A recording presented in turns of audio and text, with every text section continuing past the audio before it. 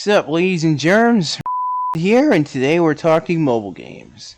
See, when I was a young lad, I really liked mobile games. Infinite runners, matching games, those choose your own adventure story games, and everything in between.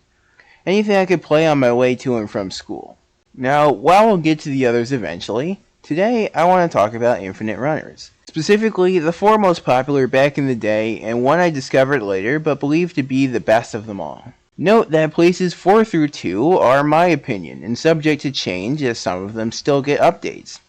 Last and first place, on the other hand, are objective truth, so prepare to learn your place, Temple Run fans, cause you're not gonna like this.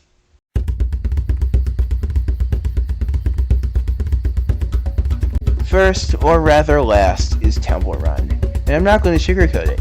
This shit sucks. But I'm getting ahead of myself. See, I'm a fair man, and in this endeavor, I'll do my best to look for pros in even the worst of games. So, Temple Run pros. First off, it's got a solid difficulty curve. The game grows satisfyingly in difficulty as it gets faster, which keeps me engaged until I get bored, which is definitely something. Anyways, onto the cons. Con 1, the game is boring as fuck. I'm running, I'm leaning, I'm jumping, and I'm sliding, but that's it. You can unlock power-ups, which is definitely good, especially since they are unlocked by collecting in-game currency, but I still find myself wanting more action. Con 2, the graphics kinda suck. Like, I know it's old and shit, but they could have updated them a little bit over the years, yet I'm still a weird polygonal dude running from what I choose to call monkeys based on the sound. The environment fares no better, as the tree obstacles are rigid and the textures do a bare minimum job of letting me know what exactly I'm supposed to be looking at. All in all, pretty shitty. Next, the ads. I am not joking when I say I got an ad after every death. Yes, you heard me, every goddamn death. Now, I understand why games have ads. They're the lifeblood of the game, providing the developers with the money stingy players like myself are unwilling to give. I'll even put up with more ads per run than not, but I draw the fucking line when you mercilessly give me an ad after every death, regardless of when I died. Worst of all, they were all video ads, as if just to make my day worse. Like, I'll be honest, I had Temple Run down here from the beginning before playing for footage, but this right here is what truly convinced me and destroyed any chance I had of getting higher.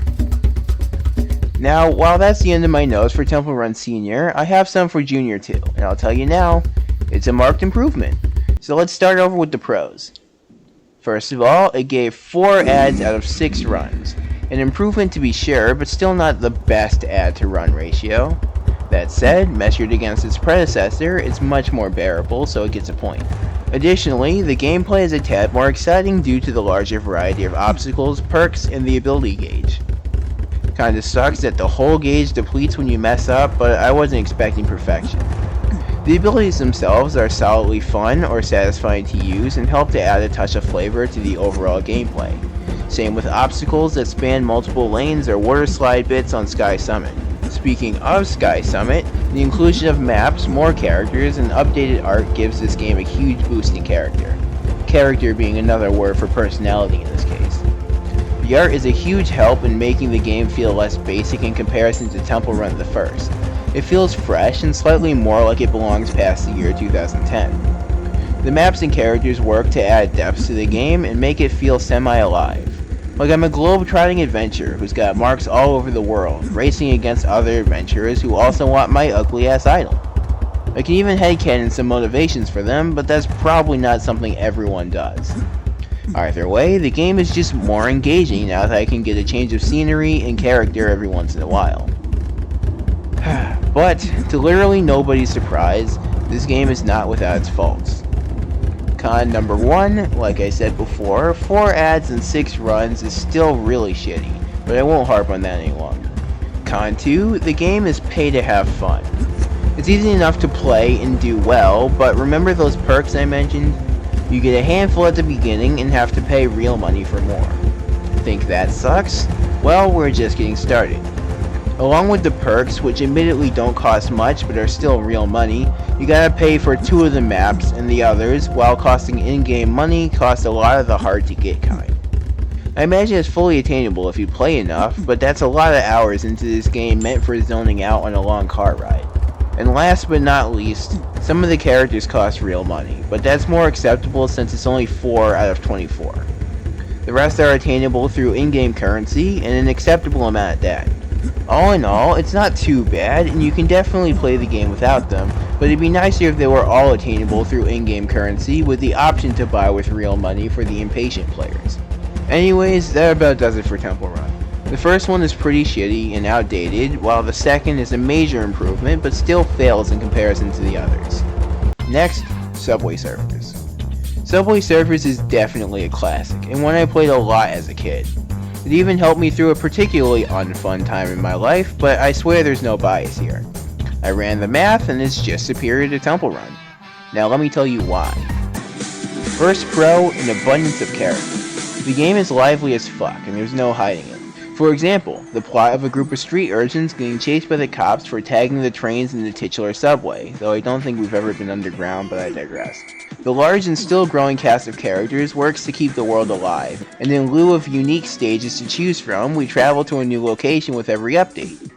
Sure, I'd prefer the ability to switch my location at my leisure or go back to previous places, but it's certainly better than one unchanging stage. Second, the gameplay is much more interesting in comparison to Temple Run. Of course you have your usual running and jumping. We also have skateboards that you can use, each with different abilities and looks. We also have power-ups on the track that range from your average magnet and double XP star to a jet pogo stick that lets you bounce over a few obstacles, power boots that let you clear whole trains if need be, or even a jetpack to blast over obstacles and collect coins as you go. Not to mention the collectible items on the track like the Word of the Day letter and prize boxes, all making for a much more fun experience run to run. Next, and this is a big one, way fewer ads.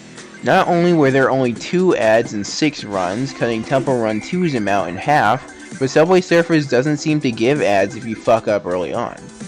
Now, perhaps Subway Surfers is just more generous with the ads than I thought, but I tested rigorously and without fail didn't get an ad until I run 900 plus meters. Now, that's still very much the beginning, but it's better than getting an ad when I fall victim to a rookie mistake at the beginning of the run and then get an ad just to piss me off further. And finally, for a half point for fairness, the music is absolutely iconic. Nobody doesn't know the Subway Surfers theme, and no one dislikes it either. Why? Because it's a jam every time. Its various location-based remixes are great. I know it's a small detail, but it was definitely worth mentioning because it's so good and uniquely Subway Surfers. Now onto the cons, and as if to set a precedent for the ones to come and the final nail in Temple Run's coffin, it only has 2. Number 1, it's much too pay to look good while you win for my taste. Much like Temple Run, it's not difficult to get good at Subway Surfers and make it a fair distance, but if you want the cool characters or the good skateboards, you're going to have to pay up or grind, figuratively and in-game. Second, and least offensive, it's a little too easy. Perhaps it's muscle memory, but I had no trouble picking it up again and doing well. The lack of challenging obstacles doesn't help either. Like, I'm sure I couldn't race against a pro, assuming there are Subway Surfers professionals, but I'm good enough to get a high number with minimum effort. I imagine some people like that, and I certainly don't dislike it, but a bit of a challenge is always nice. Next, Alto's Adventure. A game I didn't play as a kid, but definitely see the draw for. So much so that I placed it above Subway Surfers, a game I said I have played before and hold lots of nostalgia for. Thus, I am absolved of any and all allegations of favoritism. Now, on to the pros. Number 1, the game is zen as fuck. I have never been so mellow while playing an Infinite Runner game, and the game knows it. That's why it offers a zen mode, where you can just shred down the mountain and listen to the music without worrying about catching llama or getting a high score or even dying. Great for practice and better for chilling out. And speaking of practice, number 2, the difficulty curve is pretty satisfying. I mean, if your goal is just to survive, then you'll be fine, but doing tricks and stuff while surviving feels a bit harder. Or maybe I'm just really not good at the game, who knows, but I appreciate that it feels like it requires a little more skill to get flip timing just right. Up next, ads. And I'll say right now, Alto beat every game in the ads category except our first place winner. Alto's Adventure gave me 1 ad in 6 runs, which is something I never expected from one of these games. Not only does it give very little ads at all, but the ad blocker is buyable with in-game currency. Something that none of the other games do, which earns Alto quite a couple points in my book. And finally, Alto's music definitely deserves a mention. The ambiance of this game is so chill and relaxing that I could easily see myself zoning out on Zen mode and playing it safe in order to just hear those tunes and mellow out. It's also worth noting that there's an Adventure Time version of this game that I was really into as a kid called Ski Safari Adventure Time.